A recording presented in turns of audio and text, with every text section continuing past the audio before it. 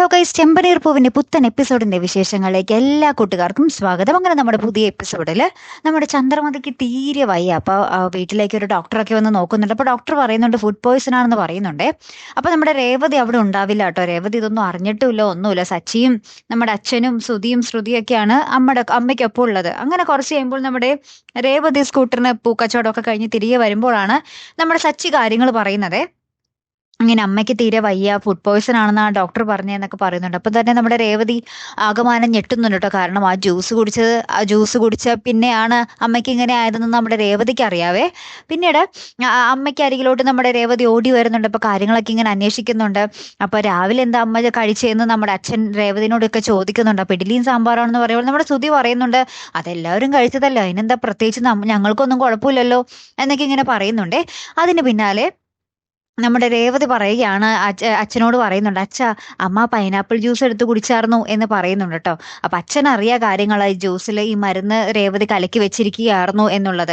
അപ്പൊ തന്നെ നമ്മുടെ അച്ഛൻ അയ്യോ അതാണോ കുടിച്ച ഇവള് എന്നിങ്ങനെ പറഞ്ഞ് ഞെട്ടുന്നുണ്ട്. പിന്നീടാണ് നമ്മുടെ അച്ഛൻ തന്നെ പറയുന്നത് അവളുടെ ഭർത്താവിന്റെ കുടി മാറ്റാൻ വേണ്ടി മരുന്ന് ചേർത്തിട്ടുണ്ടായിരുന്നു, അതാണ് ഇവളെടുത്ത് കുടിച്ചത്. നിന്നോട് ആര് പറഞ്ഞു അതൊക്കെ എടുത്ത് കുടിക്കാൻ? അവൻ അരച്ചു വെച്ച ജ്യൂസ് നിന്നോട് ആര് പറഞ്ഞു കുടിക്കാൻ എന്നൊക്കെ പറഞ്ഞ് നമ്മുടെ ചന്ദ്രമതിയെ കുറെ വഴക്കൊക്കെ പറയുന്നുണ്ട്. അപ്പൊ എല്ലാവരും കൂടെ നമ്മുടെ രേവതിനെയും സച്ചിനെയൊക്കെ ഇട്ട് കളിയാക്കുക കേട്ടോ, നമ്മുടെ ശ്രുതിയും കൂടെ. ഇവനെ മരുന്നൊക്കെ അരച്ചു കൊടുത്തിട്ടൊന്നും കാര്യമില്ല, ഇവൻ ഒരിക്കലും കുടി നിർത്തൂല എന്നൊക്കെ പറഞ്ഞിങ്ങനെ ഭയങ്കര കുത്തുവാക്കുകളൊക്കെ കൊണ്ട് ഇങ്ങനെ പറയുന്നുണ്ട്.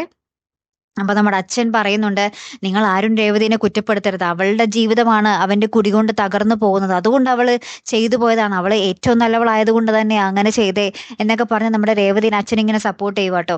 പിന്നീട് നമ്മുടെ സച്ചി ഇത് കേട്ടപാടെ ആകെ ഷോക്കായിട്ടോ. തന്റെ കുടി നിർത്താൻ രേവതി ചെയ്തതാണെന്ന് അറിഞ്ഞപ്പോൾ മുതൽ സച്ചി ഭയങ്കരമായിട്ട് ഇങ്ങനെ സങ്കടമായി സച്ചിക്ക്. അപ്പൊ സച്ചി ഇങ്ങനെ പുറത്ത് പോയിട്ട് ഇങ്ങനെ കരഞ്ഞുകൊണ്ടിരിക്കുക.